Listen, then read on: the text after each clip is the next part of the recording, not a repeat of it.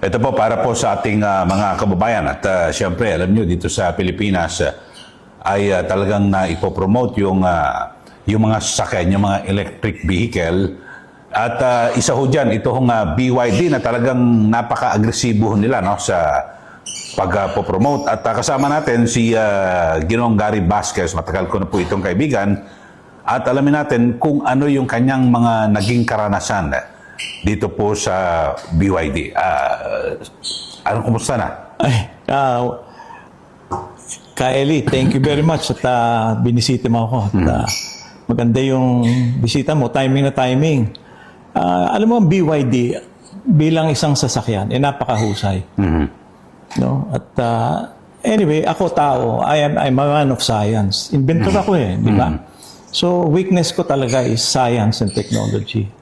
At nung bumili ako ng BYD at ang binili ko yung entry level which is BYD Seagull. Okay. Tapos after several months na ginamit ko, talagang tuwan-tuwa ako sa mobility niya. Galing, magaling. Maganda yung performance. Oo, tsaka ever since yung nabili ko, hindi ko nakita yung gasolinahan. Dahil So, laking tipid. Talagang grabe ang tipid. So sa ganda, binilang ko rin yung anak ko ng isa. Atto 3 na electric, full electric din. Mag-iisang taon nang ginamit ko, talagang nothing to complain about. Yung lalo na yung Seagull, napakaliit.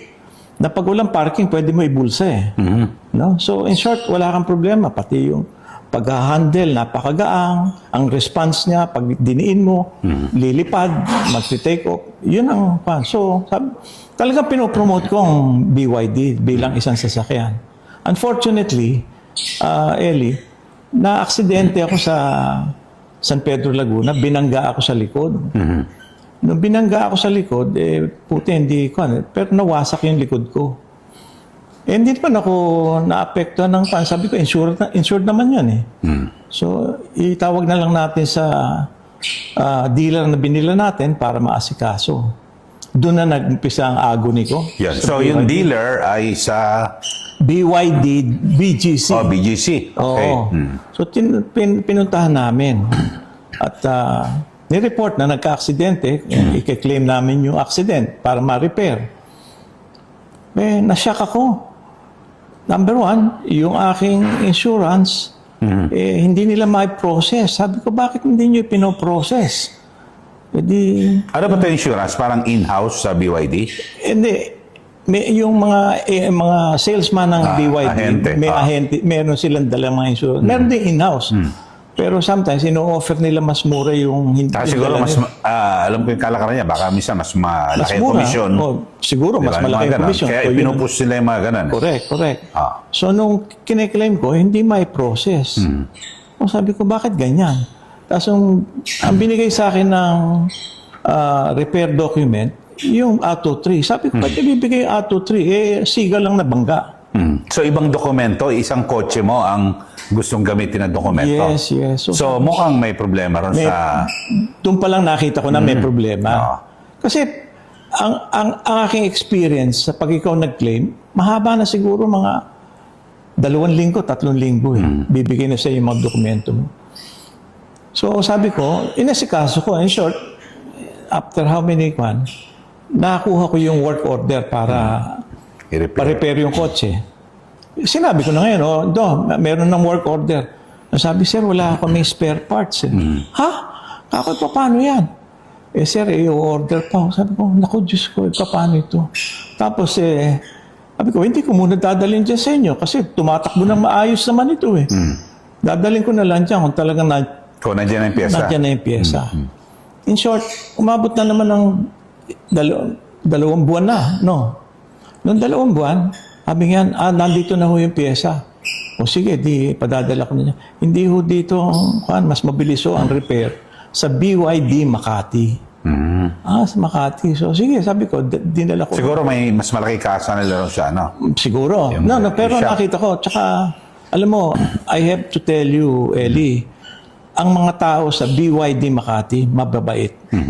At lagi kang tinatawagan, ini-inform ka, ina-update ka. Ina-update ka. Which I never got with BYD BGC. ang BYD BGC, tinatawagan ko na gusto kong makakausap ang isang responsible na officer to talk to them about the problem, no? Kasi they have to know what's happening on the ground. Alam mo pa, ang tumawag sa akin lang, customer relation. At ang sabi, busy daw silang lahat. At they have no time to meet with me. Sabi ko, kliyente ako anong no time? I'm not asking all the time. Kako, basta kung meron kayong time na pwede spare sa akin, tell me and I'll go there and talk with you. If you want, you can come to my house, we can talk about it. Alam mo, Eli, up to this time, they never called me, no? So, anyway, balik tayo doon sa BGC Makati, yung solar group Sabi ko, paano yan, kako?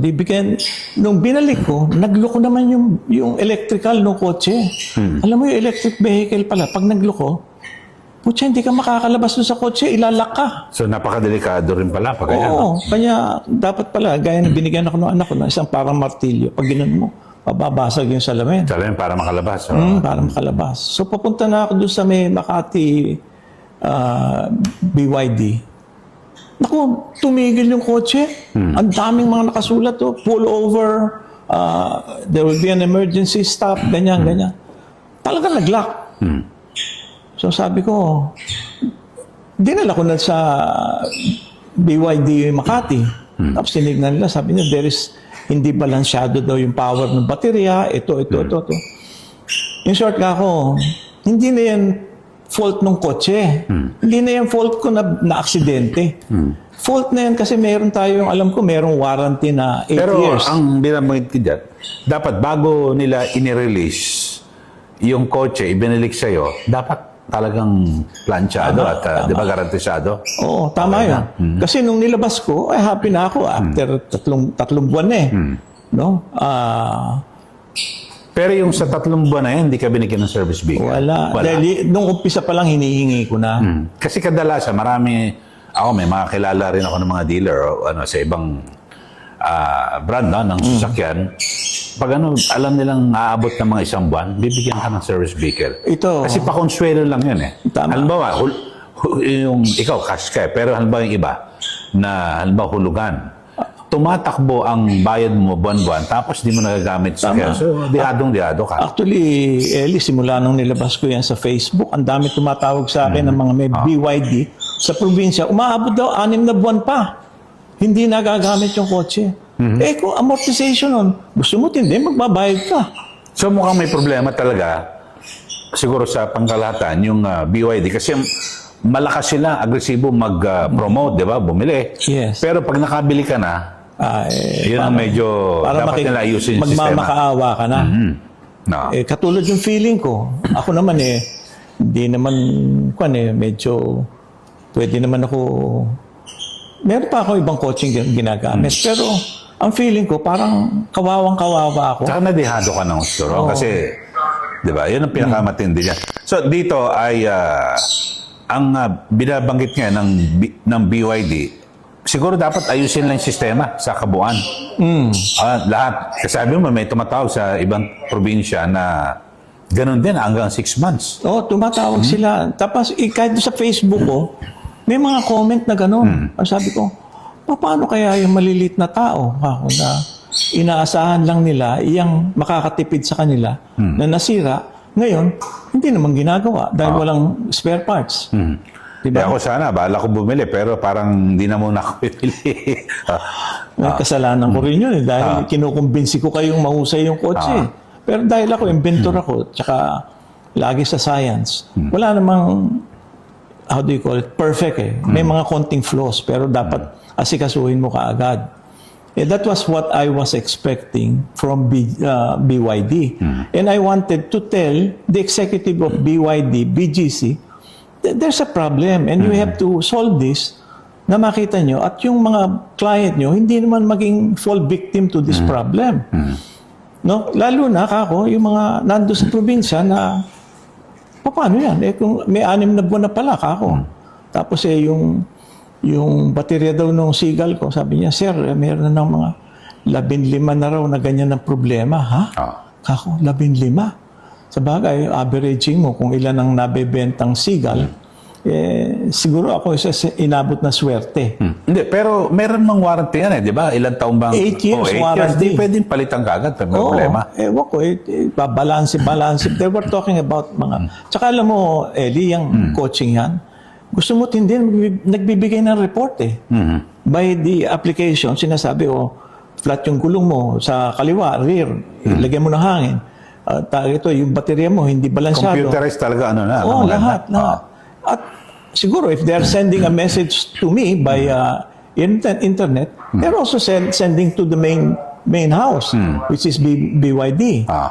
Di ba? Wala Sabi ko, anong nangyari rito? Pero dito, kasi yung experience mo at ano yung mga dapat siguro na i-correct at siguro yung ating gobyerno, di ba? Alba, DTI, yung maprotektahan yung mga consumers. Well, una sa lahat, talagang humihingi ako ng appointment din kay Secretary Roque na magkausap kami tungkol dito sa problemang ito. Dahil ang concern ko, hindi naman ako talaga. Ang concern ko yung maliliit na yung hard-earned money ipinagbili yung mga para empleyado, makatipid diba? sila. Tapos aabutin sila na indulto na 6 na buwan. Kawawa naman. Diba? So, I'm waiting for the schedule for a meeting. But talaga, I'm not to create fights here. No? It's just that we have to realize there's something wrong and it has to be corrected. No? So, again, I want to repeat, Eli, na ang BYD Makati Solar Group is very responsive. When ang trabaho lang nila is to repair the car. Ang dapat talagang iniisip ko, mag-asikaso sa akin, is yung binilang ko. BGC. Hindi ko makausap Parang siguro mga Diyos, kala nila cannot be reached sila. Sabi ko, hindi pa ganun, magkukomplain na ako. Yan. Pero sa ngayon, siguro maganda at ako dito sa ating vlog, mga kababayan, bukas po yung BYD Philippines at yung mismo siguro yung pinaka main office o headquarters. Kasi alam niyo makakasira ito kahit na isang halimbawa dealer, BGC, sa kabuuan maapektuhan yung BYD na kung saan talagang ngayon kinikilala hindi lang dito sa Pilipinas na napakaganda yung kanilang produkto. Pero yung ganyang sistema makakasama ito. Tama, Eli, yung attitude ng mga tao sa BYD, BGC, kailangan i-correct yan. Yung kahit na konting, dalawang binili kong kotse. Dahil ba binili ko lang, mumurahin Hindi nyo ako asikasuhin? Hindi yata tama yun. Hindi ko naman ninakaw yung pera ko. Di ba? At buti yung BYD Makati, yung Solar Group, napaka talagang, lahat ng bagay. Araw-araw tumatawag sa akin kung kamusta nangyayari doon sa kotse. Na-update ka. Pero nung hinihingi ko yung service vehicle, kami na, sir, dapat magbigay niyan BYD BGC. Nagpapasahan silang dalawa. Sabi ko, pag ganyan, mag-dribble kayong dalawa, pero wag naman ako maapektuhan. Dapat sila mag-usap. Oo. Tapos kung basta maibigay man lang, ito pa konsuelo lang kasi bumili ka ng kotse. Oo. O nasira.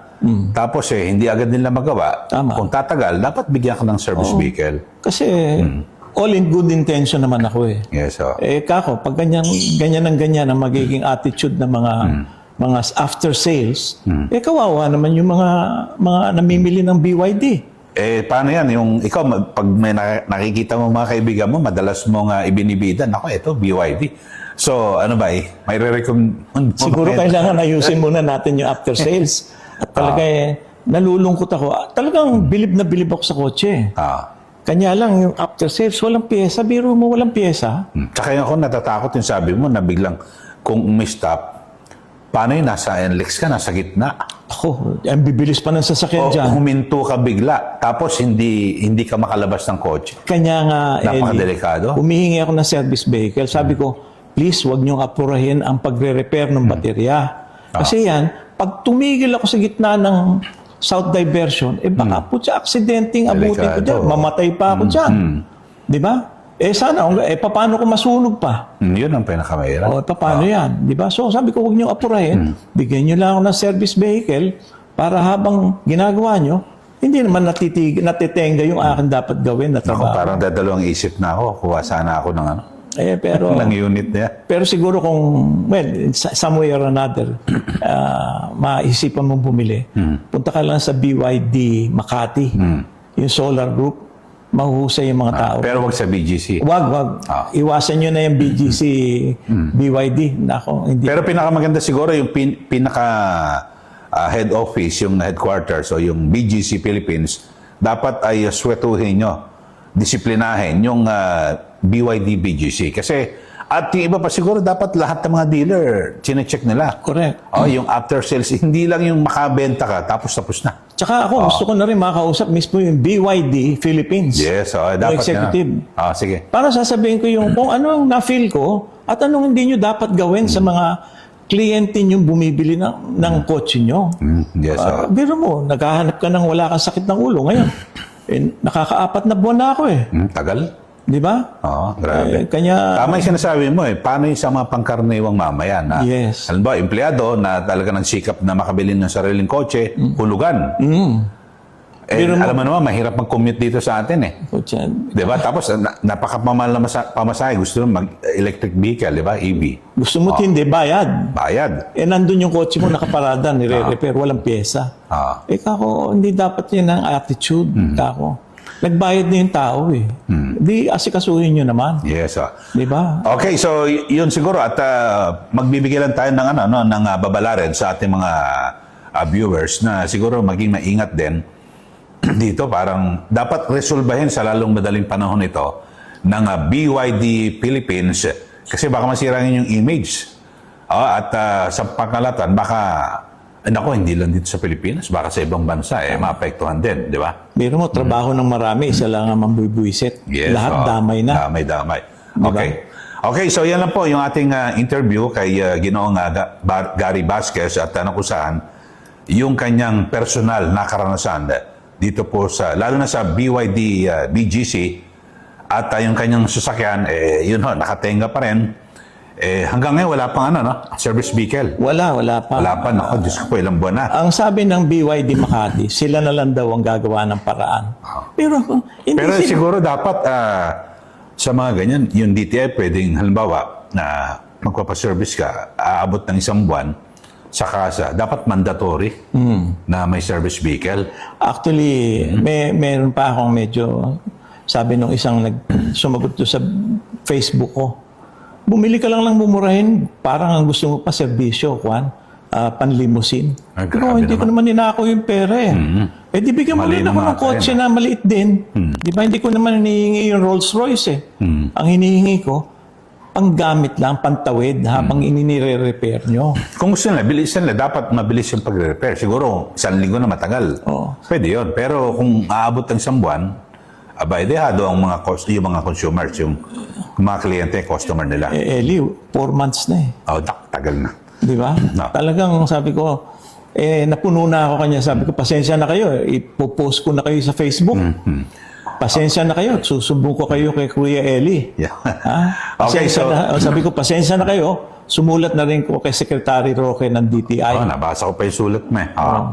Okay, so sa BYD Philippines at handa ho, ako, na-interview ko si Mr. Gary Vasquez.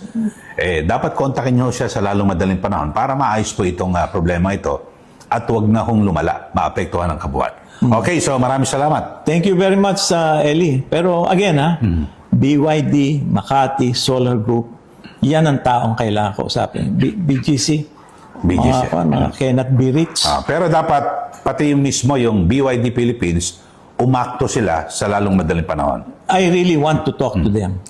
No, kasi they have to know ano nangyayari sa baba. Yes. Hindi pa naibenta ka na lang ng benta. Siyempre, pag nagbenta ka, may problema eh. Kasi kasuhin mo yung problema. Yes. Yun.